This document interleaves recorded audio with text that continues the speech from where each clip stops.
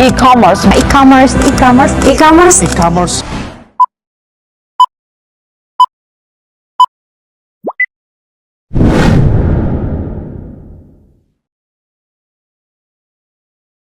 Selamat malam semuanya. Assalamualaikum warahmatullahi wabarakatuh. Waalaikumsalam warahmatullahi wabarakatuh. Baik, sekarang kita masuk ke materi yang terbaru ya, yaitu aspek hukum dalam transaksi e-commerce. Jadi judul materi ini masih masuk ke mata kuliah aspek hukum dalam bisnis ya.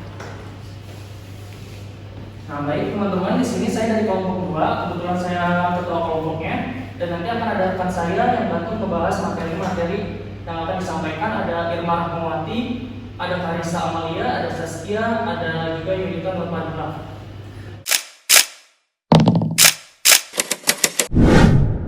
Langsung aja ke materi pertama, pengertian e-commerce. Sebelumnya di sini teman-teman udah pada tahu apa itu e-commerce? Belum. Baik, saya jelasin ya. Di sini saya mengambil dari 3 para ahli teman-teman. Ada dari itu tahun 2015. Ya. Menurut mereka di sini e-commerce adalah proses apa? Proses membeli, menjual atau menukar produk, layanan dan informasi melalui jaringan komputer termasuk internet. Itu kata mereka ya. Terus selanjutnya ada London dan Trevor tahun 2014, mereka mengatakan bahwa e-commerce adalah transaksi yang terjadi melalui platform digital ya, yang dimana perusahaan dan individu ini dapat melakukan berbagai jenis transaksi melalui sistem elektronik. Dan yang terakhir ada menurut S.C. Henreger ya tahun 2017. Menurut beliau, e-commerce itu mengacu pada segala bentuk transaksi, yang dimana bisnis yang dijalankan melalui media elektronik seperti internet atau jaringan komputer dan lainnya. Nah, di sini pencetus bisnis e-commerce pertama di Indonesia itu ada dari PT Viacom Intrabumi atau yang disingkat dengan, ada yang tahu PT ini? Tidak. Nah, jadi PT ini itu beroperasi pada tahun 1996, yang dimana Dinet ini menganggap bahwa perintis dalam transaksi jual beli online di Indonesia pada awalnya menggunakan internet hanya untuk menampilkan produk. Jadi gini teman-teman, perusahaan ini menampilkan di internet kayak produk-produknya, cuman belum ada sistem transaksinya. Jadi hanya menampilkan saja. Untuk misalnya kayak ada link gitu yang khusus, terus ada fotonya dijajarin produk-produk yang mereka jual. Tapi kita tidak bisa check out kayak yang sekarang. Nah, kayak gitu ya. Selanjutnya, maka di sini dijelaskan bahwa e-commerce atau perdagangan elektronik adalah aktivitas jual beli produk atau layanan yang melalui internet. Ya, kayak gitu, paham ya? Nah, kalau e-commerce ini mencakup berbagai jenis transaksi teman-teman. Ada B2C atau business to consumer. Jadi maksudnya ini ada perusahaan yang menjual produk langsung kepada individu. Misal saya punya perusahaan, saya menawarkan produknya kepada pelanggan saya. Itu yang disebut dengan B2C. Selanjutnya ada business to business atau B2B. Jadi maksud B2B ini, saya punya perusahaan dan saya akan menawarkan produk-produk saya untuk dijual lagi ke perusahaan lagi, bukan ke individu. Maksudnya seperti itu ya. Jadi perusahaan ke perusahaan, beda sama yang B2C dari perusahaan ke individu. Ya, selanjutnya ada consumer to consumer. Kalau consumer to consumer ini biasanya dalam bahasa sehari-hari itu apa ya? Bahasa kasarnya itu kayak calo, berarti calo kan? Ya, jadi kita misalnya saya membeli produk dari perusahaan, cuma nanti sama saya jual lagi ke orang dengan harga yang lebih tinggi atau saya up harganya. Nah, itu yang dimaksud dengan customer to customer atau C2C. Dan yang terakhir ada customer to business atau yang disingkat C2B. Nah, jadi maksudnya di sini seorang individu yang menawarkan kepada perusahaan besar. Contohnya, saya membuat produk sepatu, terus saya tawarkan ke perusahaan-perusahaan besar. Nah, jadi maksudnya seperti itu untuk customer to business. Ya, sampai sini paham? Nah, di sini teman-teman ada beberapa platform yang masuk ke Indonesia yang populer di Indonesia ya. Yang pertama ada Shopee, pasti pada tahu Shopee ya di sini ya. Shopee itu hampir 50% menguasai e-commerce yang ada di Indonesia. Selanjutnya disusul ada Tokopedia 30%, ada Lazada 10%, Bukalapak 5%, dan Blibli 5%. Maka di sini kesimpulannya, pertumbuhan pesat e-commerce juga membawa tantangan baru teman-teman ya, yang dimana dalam hal hukum transaksi e-commerce ini seringkali melibatkan berbagai pihak dari berbagai yurisdiksi. yang dimana ini tuh menimbulkan pertanyaan tentang hukum mana yang berlaku dan bagaimana sengketa dapat diselesaikan ya. Maka pentingnya memahami aspek hukum ini dalam transaksi komersi tidak bisa diabaikan, maksudnya tidak bisa kayak dilewatin aja gitu. Jadi kita harus benar-benar paham tentang regulasi yang baik dan dapat memberikan kepastian hukum ya bagi semua pihak yang terlibat. Yang dimana ini tuh melindungi hak konsumen teman-temannya serta memastikan bahwa pelaku usaha mematuhi kewajiban mereka dengan memahami dan mematuhi aspek hukum dalam e-commerce dan dapat tercipta ekosistem perdagangan yang sehat. Baik, sampai sini apakah ada pertanyaan? Ada. Boleh, silakan. Perkenalkan namanya, dari kelompok berapa? Oke, perkenalkan nama saya Putri Yulianti dari kelompok 5. Mau bertanya, mengapa e-commerce menjadi sangat penting dalam aktivitas jual beli di zaman modern ini? Baik, siapa namanya Putri ya? Iya. Ya, baik, terima kasih Putri atas pertanyaannya. Jadi maksudnya e-commerce ini sangat penting atau tidak gitu ya? Iya, betul. Ya, kalau misalnya dijelasin penting atau tidaknya pasti sangat penting. Jadi dalam era modern, era digital zaman sekarang, semuanya itu lebih dimudahkan. Makanya kenapa e-commerce sangat penting? Ada beberapa poin-poin yang e-commerce ini dianggap sangat-sangat penting. Yang pertama, jangkauan luas. Jadi maksudnya dengan adanya e-commerce yang dari misal Putri mau beli baju nih, tapi nggak ada di wilayah Bandung tempat tinggal Putri gitu ya. Putri bisa cari di e-commerce, tahu-tahu ada di Jakarta atau di Medan, dan Putri bisa membeli produk itu walaupun tempatnya jauh. Itu salah satu kemudahannya. Selanjutnya ada biaya efisien. Untuk biaya efisien ini sebenarnya ada plus minusnya, plus minus ya. Bisa dibilang tuh menguntungkan kedua belah pihak. Yang pertama dari pihak penjual dulu. Kalau dari pihak penjual, mereka bisa menjualkan produknya ke seluruh, bahkan di seluruh dunia gitu ya, bukan cuma di Indonesia aja. Dan kemudahan untuk apa namanya, yang pelanggan atau pembeli, kita bisa membeli produk tanpa perlu jauh-jauh datang ke tokonya. Misalnya kita berada di Indonesia, tahu-tahu tokonya ada di Korea Selatan, nggak mungkin kan kita harus ke sana pastinya ya. Nah itu salah satu menghemat biaya efisien. Kalau untuk menghemat biaya efisien dari apa namanya pedagangnya, mereka tidak perlu lagi sewa toko atau sewa ruko, biasanya seperti itu. Sekarang kan udah ada zamannya namanya kayak apa sih influencer ya atau affiliate kan sekarang udah banyak ya. Jadi kita bisa menjualkan produk tanpa perlu menyimpan barang di tempat kita atau menyewa ruko. Mereka langsung bisa mengiklankan, bisa menjualkannya seperti itu. Itu bisa mengurangi biaya efisien pun. Nah selanjutnya ada pilihan produknya beragam. Nah maksudnya gini, kalau misalnya Putri cari kaos Hello Kitty gitu ya, ternyata gambar itu nggak ada gitu, tapi di toko lain ada karena banyak yang jual di internet. Jadi itu lebih memudahkan kita mencari produk yang kita butuhkan gitu ya. Selanjutnya ada kemudahan transaksi. Nah jadi maksudnya di sini kita tidak perlu lagi, misal Putri beli baju di Bali gitu ya, Putri nggak perlu lagi harus jauh-jauh bayar ke Bali untuk COD, untuk bayar barang tersebut gitu kan. Sekarang udah ada namanya kayak m-banking gitu ya, jadi bisa langsung ditransfer gitu ya. Kalau untuk biaya dan kemudahan transaksi. Selanjutnya di sini adanya aksesibilitas. Jadi maksudnya kita bisa belanja kapan aja dan di mana aja. Putri mau belanja misalnya tengah malam jam 1, jam 2 atau subuh itu bisa. Mereka pasti membuka toko online gitu ya 24 jam. Maka kalau ditanya e-commerce itu penting atau enggak, itu sangat penting di era zaman digital sekarang ini ya. Baik, itu saja yang saya sampaikan untuk e-commerce. Selanjutnya akan dijelaskan materinya oleh rekan saya Irma Rahmawati. Silakan. Assalamualaikum warahmatullahi wabarakatuh. Waalaikumsalam warahmatullahi wabarakatuh. Baik, perkenalkan nama saya Irma Rahmawati, NPM-nya di 4343303023 Di sini saya akan melanjutkan materi selanjutnya yang berjudul dengan regulasi hukum e-commerce. Yang pertama ada hukum di Indonesia. Yang pertama juga ada ITE atau Informasi dan Transaksi Elektronik. Ia mengatur transaksi elektronik termasuk tanda tangan elektronik, dokumen elektronik, perlindungan data, keamanan informasi, serta sanksi untuk kejahatan cyber atau penipuan. Lalu kedua ada UU Perlindungan Konsumen. Ia melindungi hak konsumen dalam transaksi e-commerce. mewajibkan informasi produk atau layanan yang jelas dan jujur, serta menyediakan mekanisme penyelesaian sengketa. Yang terakhir ada peraturan PMSE atau perdagangan melalui sistem elektronik. Perdagangan ini mengatur aspek teknik e-commerce seperti pendaftaran platform, transaksi lintas negara, standar perlindungan konsumen, dan mekanisme pengaduan. Lalu ada juga hukum internasional. Ada UNCITRAL Law on Electronic Commerce, yaitu kerangka hukum internasional untuk transaksi elektronik, mengatur pengakuan dokumen elektronik, tanda tangan elektronik, dan prinsip transaksi elektronik. Selanjutnya ada pengaruh ke Indonesia.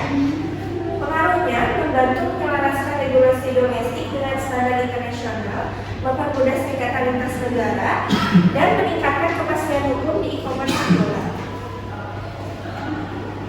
Jadi di sini kesimpulannya, regulasi e-commerce baik nasional maupun internasional berperan penting dalam menciptakan ekosistem perdagangan elektronik yang aman, adil, dan terpercaya.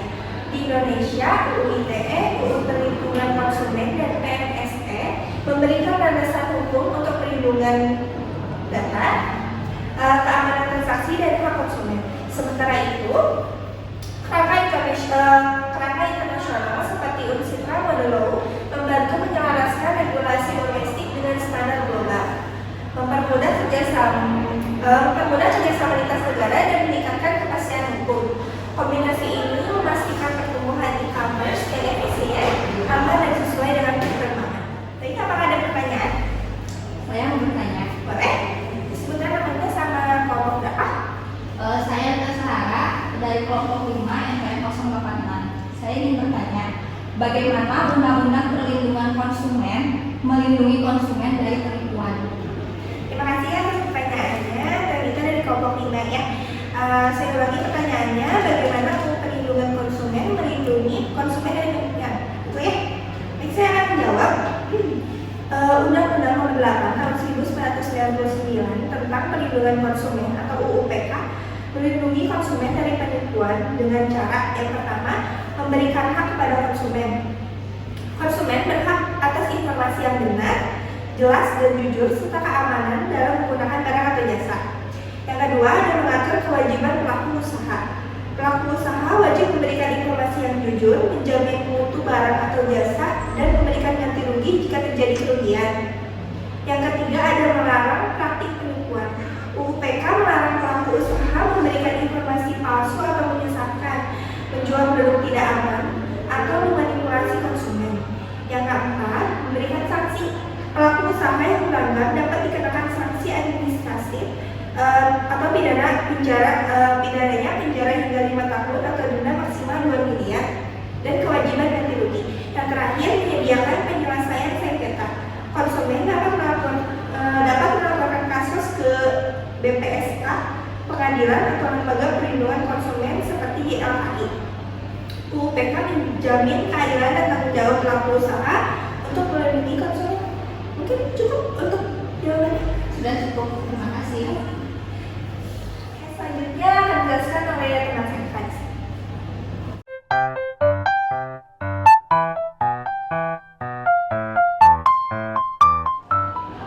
Baik, selanjutnya saya Karisa Amalia dengan nomor NPM 43 433 403 202 3092 akan memaparkan materi tentang aspek hukum dalam transaksi e-commerce. Di sini ada perjanjian. Perjanjian elektronik adalah kesepakatan yang dibuat secara digital antara dua pihak atau lebih yang memiliki kekuatan hukum yang sama dengan perjanjian tertulis. Syarat sahnya perjanjian elektronik ini adanya kesepakatan antara dua pihak, ada kemampuan hukum yang membuat perjanjian, dan ada juga objek tertentu yang dapat diperjanjikan. Selanjutnya, contoh kasusnya itu ada perjanjian elektronik yang umum dalam e-commerce meliputi syarat-syarat ketentuan atau yang disebut juga terms and condition yang harus disetujui oleh pengguna sebelum menggunakan platform. Nah, syarat-syarat dan ketentuan ini biasanya mencakup informasi dan mengenai hak dan kewajiban kedua belah pihak, kebijakan pengembalian serta tanggung jawab hukum. Perjanjian jual beli mencakup detail mengenai produk atau layanan yang dijual, harga, metode pembayaran, dan juga pengiriman. Selanjutnya ada pembayaran. Metode pembayaran elektronik itu mencakup berbagai berbagai cara bagi konsumen untuk melakukan transaksi secara online. Metode yang umum digunakan itu termasuk transfer bank, ada juga cash on delivery, terus ada juga yang memindahkan langsung dari transfer rekening pembeli ke pengguna, ke penjual. Nah, keamanan transaksi pembayaran elektronik adalah aspek kritis dalam e-commerce yang diatur oleh berbagai standar dan regulasi yang melindungi data dan dana konsumen. Salah satu standar keamanan yang penting adalah PCI DSS atau Payment Card Industry Data Security Standard.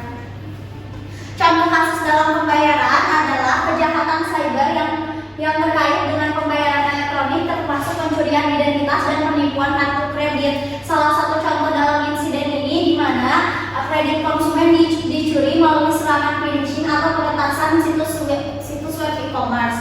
Kasus ini menyoroti pentingnya penerapan langkah-langkah keamanan yang ketat untuk melindungi konsumen dan menjaga integritas sistem pembayaran elektronik. Selanjutnya ada pengiriman. Nah, tentang pengiriman dalam e-commerce adalah perjanjian antara penjual dan pembeli mengenai proses pengiriman barang yang dibeli secara online. Kontrak ini menetapkan tanggung jawab penjual untuk mengirimkan barang sesuai dengan spesifikasi yang disetujui dalam kondisi baik dan dalam jangka waktu yang telah ditentukan. Sementara itu, pembeli juga bertanggung jawab untuk menerima barang tersebut dan melakukan pembayaran sesuai dengan yang sudah ditentukan. Contoh kasus dalam pengiriman itu adalah sengketa yang terkait dengan pengiriman dalam e-commerce, antara lain keterlambatan dalam pengiriman, terus ada juga barang yang tidak sesuai dengan deskripsi, ataupun ada kerusakan barang yang barang saat diterima. Sengketa semacam ini dapat diselesaikan melalui mekanisme penyelesaian sengketa konsumen dalam BPSK atau melalui pengadilan jika diperlukan. Selanjutnya ada hak kekayaan intelektual. Perlindungan hak kekayaan intelektual dalam e-commerce mencakup hak cipta, merek dagang, dan paten. Hak cipta melindungi karya asli yang dihasilkan oleh pencipta dari penggunaan tanpa melindungi karya asli yang dihasilkan. Merek dagang melindungi tanda, simbol, atau kata-kata yang digunakan untuk membedakan barang atau jasa suatu perusahaan dari perusahaan lain.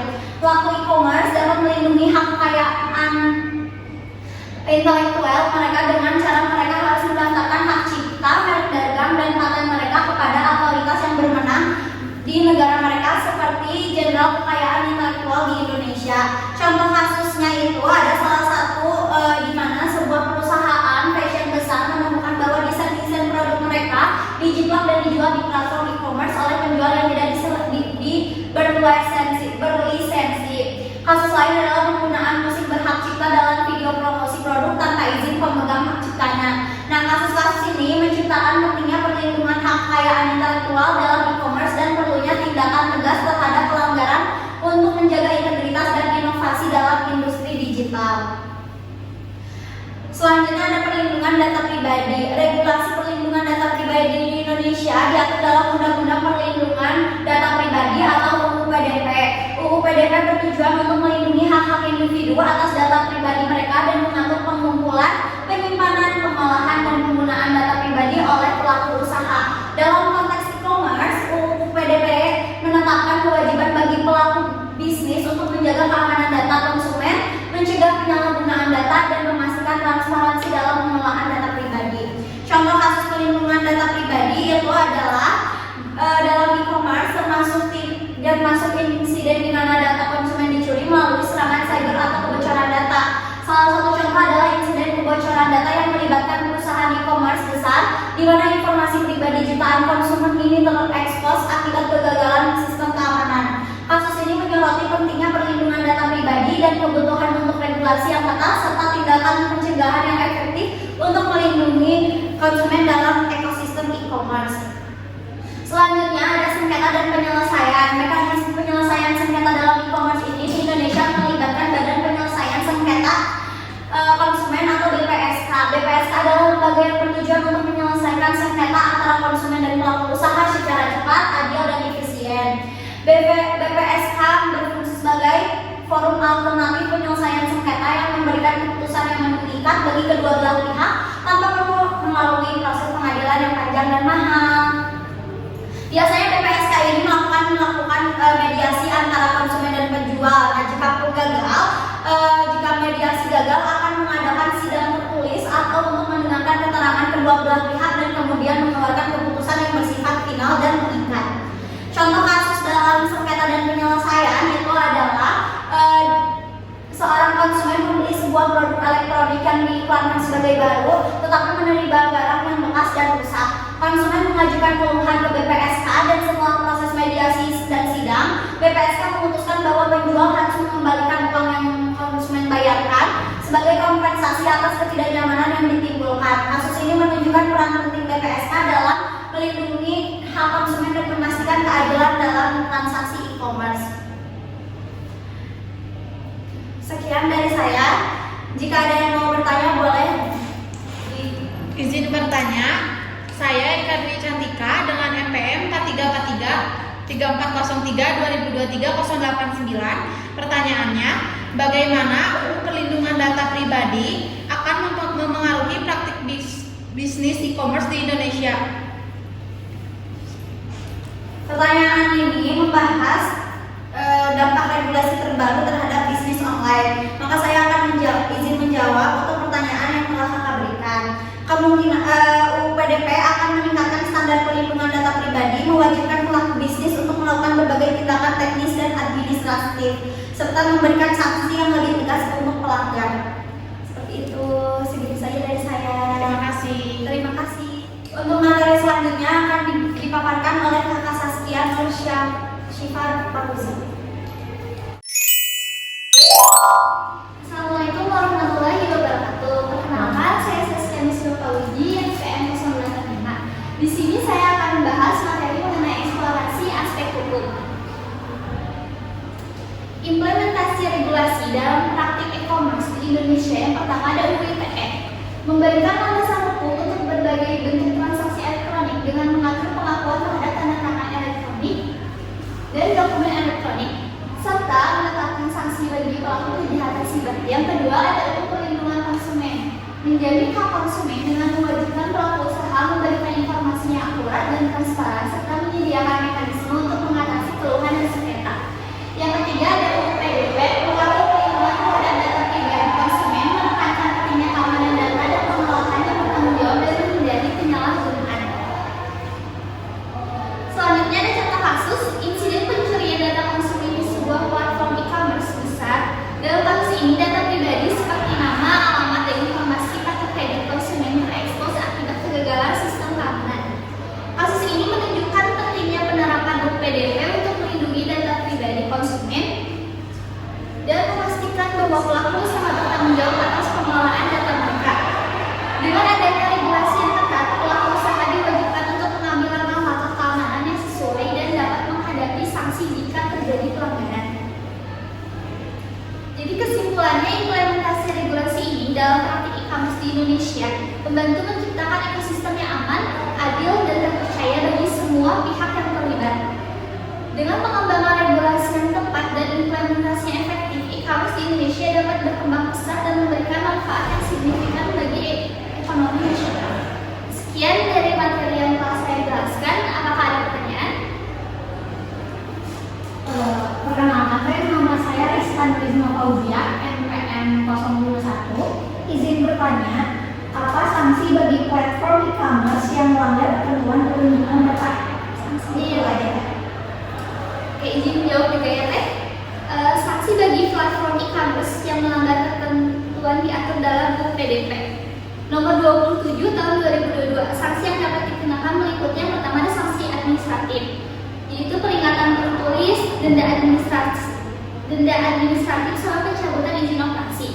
Yang kedua ada sanksi pidana. Yang pertama ada pidana penjara. Pengumpulan data pribadi tanpa izin dapat dikenakan hukuman penjara hingga 5 tahun. Yang kedua ada denda. Pelanggaran serius dapat dikenakan denda hingga 5 miliar. Yang ketiga ada tuntutan perdata. Pemilik data pribadi berhak menuntut ganti rugi jika terjadi pelanggaran yang merugikan mereka. Yang keempat ada sanksi tambahan. Yang pertama ada pembatasan akses platform e-commerce yang melanggar. Yang kedua ada penutupan platform jika pelanggaran dinilai sangat berat dan sistematis. Jadi sanksi ini bertujuan untuk mendorong perusahaan e-commerce mematuhi prinsip perlindungan data seperti mendapatkan persetujuan pengguna, menjaga keamanan data, dan menghindari penyalahgunaan data pribadi. Terima kasih. Selanjutnya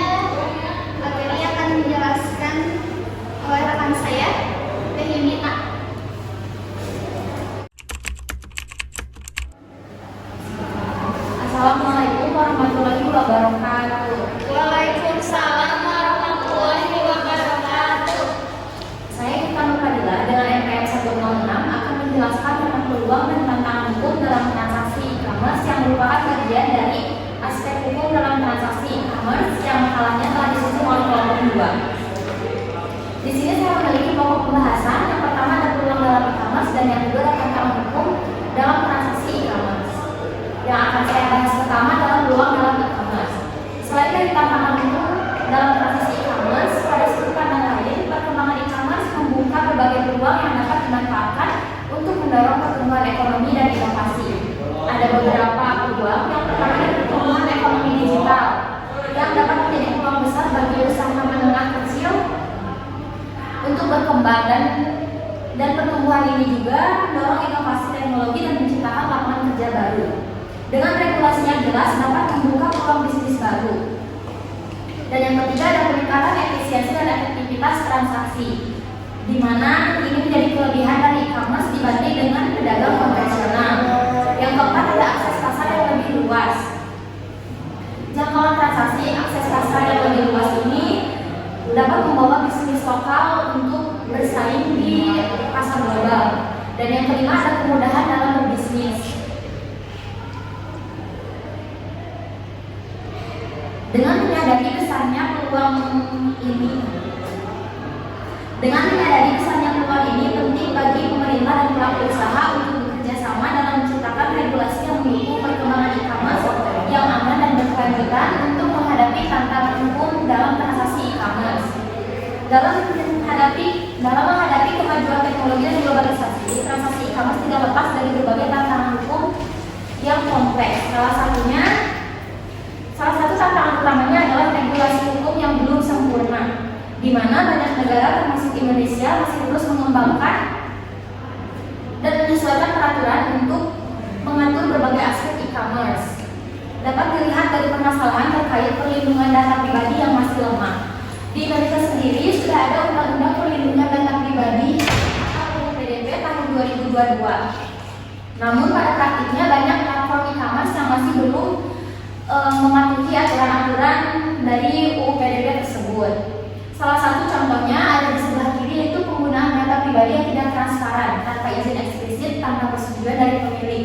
Dan ini juga menjadi tantangan hukum dalam transaksi e-commerce yang ketiga, yaitu kejahatan cyber karena merupakan pencurian identitas.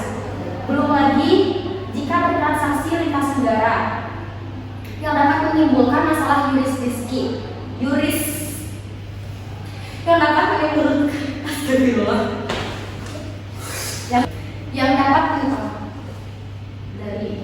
belum lagi jika kita bertransaksi lintas negara dapat menimbulkan masalah yurisdiksi yang akan sangat rumit dalam penyelesaiannya karena perbedaan regulasi dan hukum di tiap negara, dan bagi pihak yang terkait akan menambah beban biaya dan juga menyita waktu. Lalu ada juga kesulitan dalam membuktikan perjanjian elektronik. Meskipun perjanjian elektronik ini diakui di hadapan hukum, namun dengan kenyataannya perjanjian elektronik ini dapat mudah diubah atau dipalsukan, dan akibatnya apa? Yaitu sengketa hukum yang berkepanjangan. Nah, di sini saya akan bacakan contoh kasus tantangan hukum e-commerce. Pada bulan Maret 2020, salah satu e-commerce di Indonesia yaitu Tokopedia mengalami peretasan yang menyebabkan 91 juta akun pelanggan dan 7 juta akun penjual bocor dijual bebas di salah satu dark web menurut CNN Indonesia tahun 2023. Pada saat kasus kebocoran data Tokopedia terjadi, berikut hal yang telah dilakukan oleh Tokopedia. Di antaranya, menyampaikan dengan transparan data apa saja yang berhasil diretas, update perkembangan penanganan kasus kepada para pengguna, upaya perbaikan sistem secara internal, berkoordinasi dengan pemerintah dan berbagai pihak berwenang terkait dengan insiden kebocoran data para pengguna. Indonesia memiliki Undang-Undang Nomor 27 Tahun 2022 tentang Perlindungan Data Pribadi atau UU PDP. Namun pada saat terjadinya kasus kebocoran data Tokopedia ini 2020 belum ada peraturan yang menjamin perlindungan data pribadi. Namun apabila kasus tersebut terjadi setelah ditetapkannya UU PDP 2022, berikut hal yang dapat dilakukan oleh Tokopedia sebagai pengendali data pribadi berdasarkan pasal 46, yaitu yang pertama, melakukan pemberitahuan tertulis maksimal 3x24 jam mengenai kasus kebocoran data kepada subjek data pribadi dan lembaga pengawas. Yang kedua, melakukan upaya penanganan dan pemulihan atas kebocoran data pelanggan. Yang ketiga, apabila kebocoran data yang terjadi memberi dampak serius bagi masyarakat dan pelayanan publik, pengendali data wajib memberitahukan kepada masyarakat mengenai kebocoran data pribadi pengguna. Nah, tindakan yang dilakukan oleh Tokopedia tadi sesuai dengan ketentuan yang ditetapkan dalam UU PDP dan juga menjadi best practice secara global dalam menangani kasus kebocoran data pelanggan yang terkena peretasan. Tindakan penanganan yang tepat terhadap kasus peretasan akan membantu menumbuhkan kepercayaan pelanggan dan meningkatkan kualitas digital, kegiatan digital sehingga secara tidak langsung akan mendorong investasi, kompetisi, dan inovasi dalam ekonomi digital di Indonesia.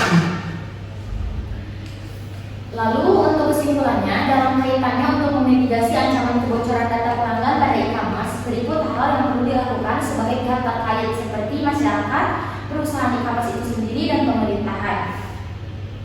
Nah, untuk masyarakat sebagai subjek data pribadi, yang pertama, menjaga data pribadi dari permintaan atau pemrosesan data pribadi yang berlebihan. Yang kedua, melakukan transaksi pada e-commerce yang telah terpercaya. Yang ketiga, mengedukasi diri mengenai perlindungan data pribadi. Untuk perusahaan e-commerce sebagai pengendali dan pemroses data dapat melakukan hal berikut. Yang pertama, memastikan keamanan sistem elektronik e-commerce. Yang kedua, menggunakan teknologi yang up to date. Yang ketiga, melakukan sertifikasi keandalan kebijakan privasi.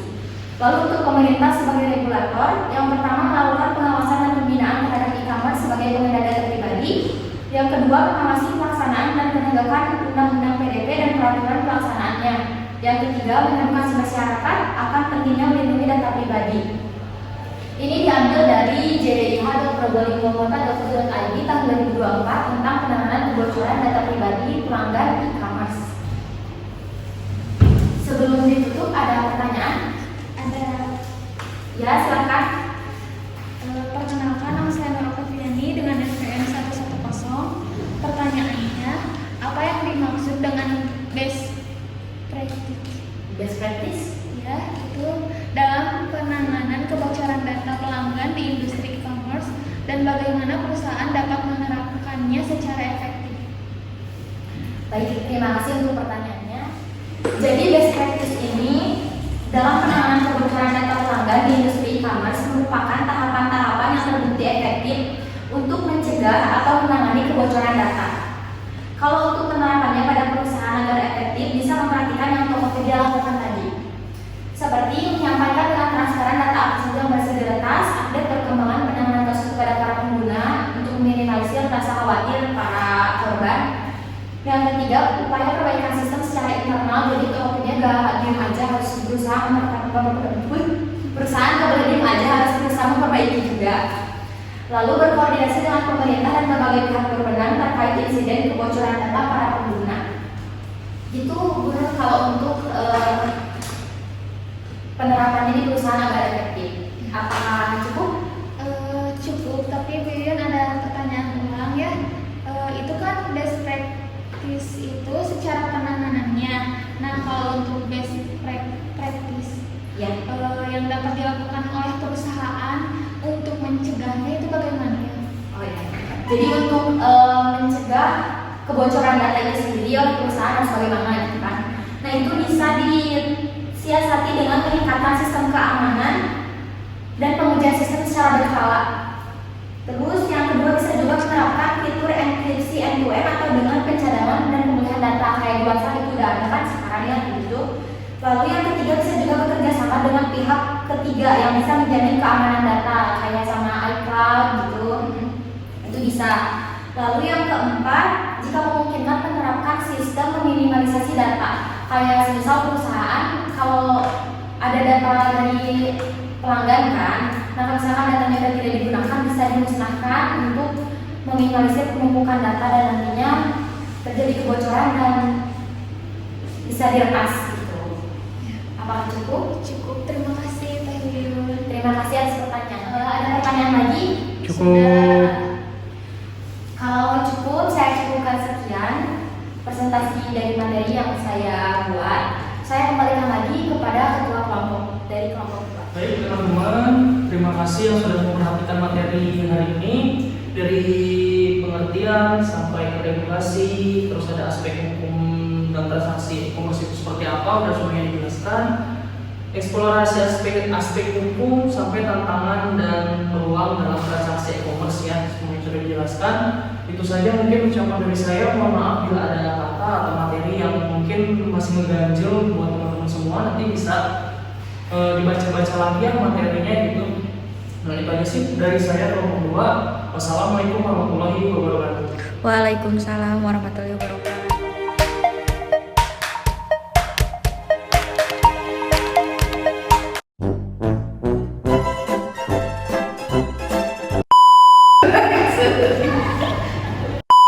Selanjutnya saya akan Aja. Ada. Waalaikumsalam warahmatullahi wabarakatuh. Usah.